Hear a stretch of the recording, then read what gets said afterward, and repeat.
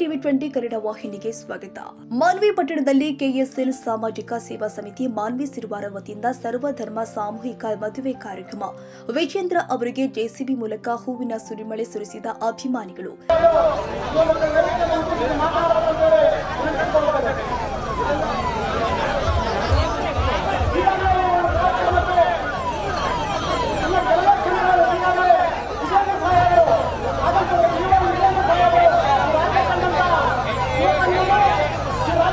ಎಲ್ಲೆಡೆ ಒಂದೇ ಕೂಗು ಶಿವನಗೌಡ್ರು. ಸತತವಾಗಿ ಜನರ ಸೇವೆಯಲ್ಲಿ ಭಾಗಿ ಆಗಿರುವಂತಹ ಕೆ ಶಿವನಗೌಡ್ರು ಅಧಿಕಾರ ಇದ್ದಾಗ ಮಾತ್ರ ಜನಸೇವೆಯಲ್ಲ, ಅಧಿಕಾರ ಇಲ್ಲದಿದ್ರೂ ಸತತವಾಗಿ ಜನಗಳ ಸೇವೆ ಮಾಡ್ತಾ ಇರುವ ಹೆಮ್ಮೆಯ ವಿಷಯ ಎಂದು ಜನಾರ್ದನ್ ರೆಡ್ಡಿ ಅವರು ಕೊಂಡಾಡಿದ್ದಾರೆ.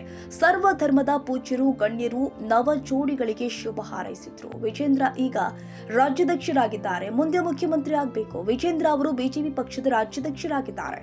ವಿಜೇಂದ್ರ ಅವರು ಮುಖ್ಯಮಂತ್ರಿಯಾಗುವ ಮೂಲಕ ನಮಗೆ ನವಲಿ ಜಲಾಶಯ ಮಾಡಿ 10 ಕೆರೆಯನ್ನ ಮಾಡಬೇಕು ಅಂತ ಮಾಜಿ ಸಚಿವ ಕೆ ಶಿವನಗೌಡ ನಾಯ್ಕ ತಿಳಿಸಿದ್ರು. ಕೆ ಶಿವನಗೌಡ ನಾಯ್ಕ ಅಭಿಮಾನಿಗಳ ಬಳಗದಿಂದ ನಡೆದ ಸರ್ವಧರ್ಮ ಸಾಮೂಹಿಕ ವಿವಾಹ ಕಾರ್ಯಕ್ರಮದಲ್ಲಿ ಮಾತನಾಡಿ, ವಿಜೇಂದ್ರ ಈ ರಾಜ್ಯದ ಮುಖ್ಯಮಂತ್ರಿ ಆಗುವುದನ್ನ ತಪ್ಪಿಸಲು ಯಾರಿಂದಲೂ ಸಾಧ್ಯವಿಲ್ಲ.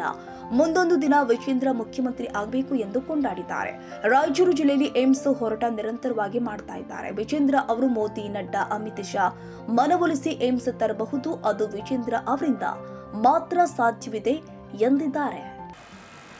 ಬಂಧುಗಳೇ, ಇವತ್ತು ಮಾನ್ವಿನಲ್ಲಿ ಒಂದು ಅಭೂತಪೂರ್ವವಾಗಿರ್ತಕ್ಕಂಥ ಒಂದು ಕಾರ್ಯಕ್ರಮ, ಸಮಾರಂಭ, ಸಾಮೂಹಿಕ ಮದುವೆ. ನನಗೆ ಈ ಸಾಮೂಹಿಕ ಮದುವೆಗೆ ಸುಮಾರು 3 ತಿಂಗಳ ಹಿಂದೆನೇ ಶಿವನಗೌಡ ನಾಯಕ್ ಅವರು ಬರಲೇಬೇಕು ಅಂತೇಳಿ ಆಹ್ವಾನ ನೀಡಿದರು. ನಾನು ಯಾಕೆ ಕಾರ್ಯಕ್ರಮಕ್ಕೆ ಬರೋದಕ್ಕೆ ಒಪ್ಕೊಂಡೆ ಅಂತ ಹೇಳಿದ್ರೆ, ಸಾಮಾನ್ಯ ಚುನಾವಣೆ ಹತ್ತಿರ ಬಂದಾಗ ರಾಜಕಾರಣಿಗಳು ಈ ರೀತಿ ಕಾರ್ಯಕ್ರಮಗಳನ್ನು ನಡೆಸ್ತಾರೆ. ಚುನಾವಣೆ ಬಂದಾಗ ಚುನಾವಣೆ ಗೆಲ್ಲಬೇಕು ಅನ್ನುವ ಇಚ್ಛೆಯಿಂದ ಕಾರ್ಯಕ್ರಮಗಳನ್ನು ನಡೆಸ್ತಾರೆ. ಆದರೆ ಶಿವನಗೌಡ ನಾಯಕ್ ಅವರು ಇವತ್ತು ಶಾಸಕರು ಅಲ್ಲ, ಸಚಿವರು ಅಲ್ಲ, ಚುನಾವಣೆಯಲ್ಲಿ ಪರಾಭವಗೊಂಡಿದ್ರು ಸಹ ಸಮಾಜಮುಖಿಯಾಗಿ ಕಾರ್ಯಕ್ರಮ ನಡೆಸಬೇಕು, ಸರ್ವಧರ್ಮ ವಿವಾಹವನ್ನು ನಡೆಸಬೇಕು, ಅದು ಕೂಡ ಎಲ್ಲ ಧರ್ಮದ ಗುರುಗಳನ್ನು ಇಲ್ಲಿ ಕರೆಸಿ ಈ ಒಂದು ಭವ್ಯ ಕಾರ್ಯಕ್ರಮನ ನೆರವೇರಿಸಬೇಕು ಅನ್ನುವ ಒಂದು ಸಾಮಾಜಿಕ ಕಳಕಳಿಯನ್ನು ಇಟ್ಕೊಂಡು ಇವತ್ತೇನು ಕಾರ್ಯಕ್ರಮನ ಆಯೋಜನೆ ಮಾಡಿದ್ದಾರೆ. ನಾನು ಕೂಡ ತಪ್ಪಿಸ್ಕೋಬಾರ್ದು ಅಂತೇಳಿ ಇವತ್ತು ನಾನು, ಬೈರತಿ ಬಸವರಾಜಣ್ಣ, ಶರಣು ತಳ್ಳಿಕೆರೆ ಅವರು, ಶೈಲೇಂದ್ರ ಅವರು ಎಲ್ಲರೂ ಕೂಡ ಇವತ್ತು ಕಾರ್ಯಕ್ರಮಕ್ಕೆ ಬಂದಿದ್ದೇವೆ.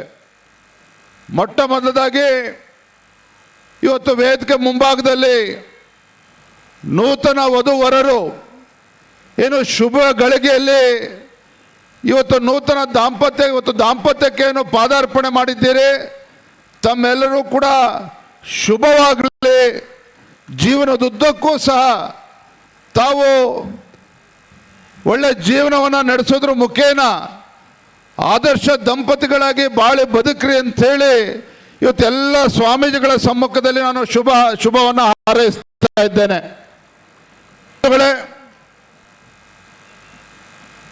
ತುಂಬ ಸಂತೋಷ.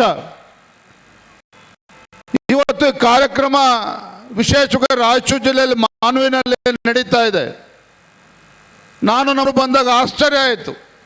ಈ ಬಿಸಿಲಿನಲ್ಲೂ ಸಹ ಸಾವಿರ ಸಂಖ್ಯೆಯಲ್ಲಿ ಇವತ್ತೇನು ತಾವು ಬಂದಿದ್ದೀರಿ ವಧುವರರನ್ನು ಹಾರೈಸಬೇಕು ಅಂತೇಳಿ.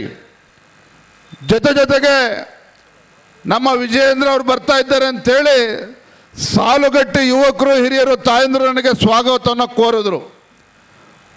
ಹೂವನ್ನು ಎರಚಿ ನನಗೆ ಸ್ವಾಗತವನ್ನು ಕೋರಿದಾಗ ಪೂಜ್ಯ ತಂದೆಯವರು ಸನ್ಮಾನ್ಯ ಯಡಿಯೂರಪ್ಪನವರೊಂದು ಮಾತು ನನಗೆ ನೆನಪಾಯಿತು. ತಂದೆ ಯಡಿಯೂರಪ್ಪನವರು ಯಾವತ್ತೂ ಕೂಡ ಒಂದು ಮಾತನ್ನು ಹೇಳ್ತಾ ಇದ್ರು. ಯಡಿಯೂರಪ್ಪನವ್ರು ಏನು ಹೇಳ್ತಾ ಇದ್ರು ಅಂತ ಹೇಳಿದ್ರೆ, ಉತ್ತರ ಕರ್ನಾಟಕದ ಜನರಲ್ಲಿ ಬಡತನ ಇರ್ಬೋದು, ಉತ್ತರ ಕರ್ನಾಟಕದ ಜನರಲ್ಲಿ ಬಡತನ ಇರ್ಬೋದು, ಆದರೆ ಹೃದಯ ಶ್ರೀಮಂತಿಕೆಗೆ ಯಾವುದೂ ಕೂಡ ಕೊರತೆ ಇಲ್ಲ ಅನ್ನೋ ಮಾತನ್ನು ತಂದೆಯವರು ಹೇಳ್ತಾ ಇದ್ರು. ಆ ಮಾತು ಇವತ್ತಿಗೆ ನನಗೆ ನೆನಪಾಗ್ತಾ ಇತ್ತು, ನೀವೆಲ್ಲರೂ ಕೂಡ ನಾನು ಸ್ವಾಗತನ ಕೋರ್ತಾ ಇದ್ದಾಗ. ವರ್ಷದಿಂದ ಜಿಲ್ಲೆಯ ಜನ ನಮ್ಮ ಜಿಲ್ಲೆಗೆ ಏಮ್ಸ್ ಬೇಕು ಅಂತ ಹೇಳಿ ಬೇಡಿಕೆಯನ್ನು ಇಟ್ಕೊಂಡು ಧರಣಿಯನ್ನು ಕೂತಿದ್ದಾರೆ. ಅದಕ್ಕೆ ನಾನು ಸನ್ಮಾನ್ಯ ವಿಜಯೇಂದ್ರ ಅಣ್ಣವ್ರ ಹತ್ರ ನಾನು ಮನವಿಯನ್ನು ಮಾಡ್ತೇನೆ. ಹಿಂದೆ ಯಡಿಯೂರಪ್ಪ ಸಾಹೇಬರು ಸಾಕಷ್ಟು ಕೆಲಸ ಕಾರ್ಯಗಳನ್ನ ಈ ನಾಡಿಗೆ, ಈ ಭಾಗಕ್ಕೆ ಮಾಡಿದ್ದಾರೆ. ಹಿಂದೆ ನಾವು ರಾಯಚೂರು ಜಿಲ್ಲೆಯವರು ಟ್ರಿಬಲ್ ಐಟಿಯನ್ನ ಕೇಳಿದ್ವಿ. ಆದ್ರೆ ಟ್ರಿಬಲ್ ಐಟಿ ನಾವು ರಾಯಚೂರಿಗೆ ಕೊಡದೇನೆ ಬೇರೆ ಜಿಲ್ಲೆಗೆ ಒಯ್ತಕ್ಕಂಥ ಕೆಲಸವನ್ನ ಅವರ ರಾಜಕೀಯ ಇಚ್ಛಾಶಕ್ತಿ ಮೇಲೆ ಅವರು ಮಾಡಿದ್ರು. ಅದಾದ ಮೇಲೆ ಇವತ್ತು ಏಮ್ಸ್ ಅನ್ನ ನಮ್ಮ ಜಿಲ್ಲೆಗೆ ಇವತ್ತು ರಾಜ್ಯ ಸರ್ಕಾರ ಕೇಂದ್ರ ಸರ್ಕಾರಕ್ಕೆ ಶಿಫಾರಸು ಮಾಡಿದೆ. ಕರ್ನಾಟಕ ರಾಜ್ಯದಲ್ಲಿ ಅದು ರಾಯಚೂರಿಗೆ ಏಮ್ಸ್ ಕೊಡಬೇಕು ಅಂತಕ್ಕಂಥ ಶಿಫಾರಸನ್ನ ಮಾಡಿದೆ.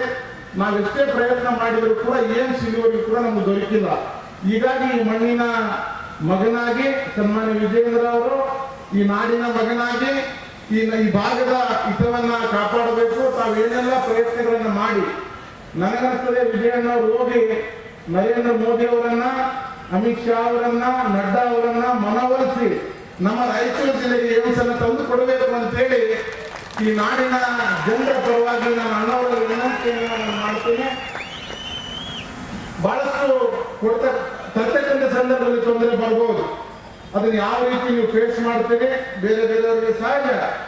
ಈಗ ನಾನೊಬ್ಬ ಜನಪ್ರತಿನಿಧಿ ಆಗಿದ್ರೆ ನನ್ನ ಒಂದು ಆ ಜನಪ್ರತಿನಿಧಿ ಕ್ಷೇತ್ರಕ್ಕೆ ನಾನು ಒಯ್ಯಬೇಕು ಅಂತ ನನ್ನ ಇಚ್ಛೆ ಇರ್ತದೆ. ಅಲ್ಲಿ ಉದಾಹರಣೆಗೆ ಯಾವ ಒಂದು ಶಾಸಕರು ಇದ್ದಂದ್ರೆ ಅವ್ರ ಅಸೆಂಬ್ಲಿ ಕಾನ್ಸ್ಟಿಟ್ಯೂನ್ಸಿಗೆ ಒಯ್ಯಬೇಕು, ಯಾವ ಒಂದು MP ಇದ್ರೆ ಅವರು ಲೋಕಸಭಾ ಕ್ಷೇತ್ರಕ್ಕೆ ಒಯ್ಯಬೇಕು ಅನ್ನೋದು ಒಂದು ಆಸೆ ಇರ್ತದೆ, ಸಹಜವಾದ ಆಸೆ. ಹೌದೆಲ್ಲ ಬರೀ ಆಸೆ ಅಲ್ಲ, ನಾವೆಲ್ಲ ಒಡೆದಾಡಿದ ಕೆಲಸ ಬರ್ತೀವಿ ಕಾನ್ಸ್ಟಿಟ್ಯೂನ್ಸಿಗೆ. ಇದು ರಾಜಕಾರಣ ಆಗಿರ್ತದೆ. ಆದ್ರೆ ಇವತ್ತು ಏನಂದ್ರೆ ಯಾವ ರೀತಿ ವಿಜಯೇಂದ್ರ ಅಣ್ಣವರನ್ನ ಇವತ್ತು ನಾವು ಆಕ್ಚುಲಿ ಉದ್ದೇಶನೇ ಇದು, ಅಣ್ಣವರಲ್ಲಿ ಕರೆಸಬೇಕು. ರಾಜ್ಯಾಧ್ಯಕ್ಷರಾದ ಮೇಲೆ ಮೊದಲ ಬಾರಿಗೆ ಅದ್ದೂರಿಯಾಗಿ ಸನ್ಮಾನ ಮಾಡಬೇಕು.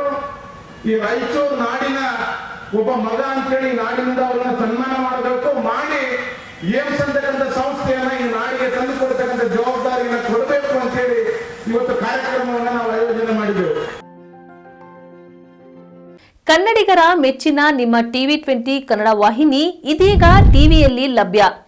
ಕರ್ನಾಟಕ ಮತ್ತು ದೇಶ ವಿದೇಶದ 360 ಡಿಗ್ರಿ ಸುದ್ದಿ ವಿವರವನ್ನ ಪಡೆಯುವುದಕ್ಕೆ TV20 ವಾಹಿನಿಯನ್ನು ಲೈಕ್ ಮಾಡಿ, ವಿಡಿಯೋಗಳನ್ನು ಶೇರ್ ಮಾಡಿ, ಕಮೆಂಟ್ ಮಾಡಿ, ಸಬ್ಸ್ಕ್ರೈಬ್ ಮಾಡಿ.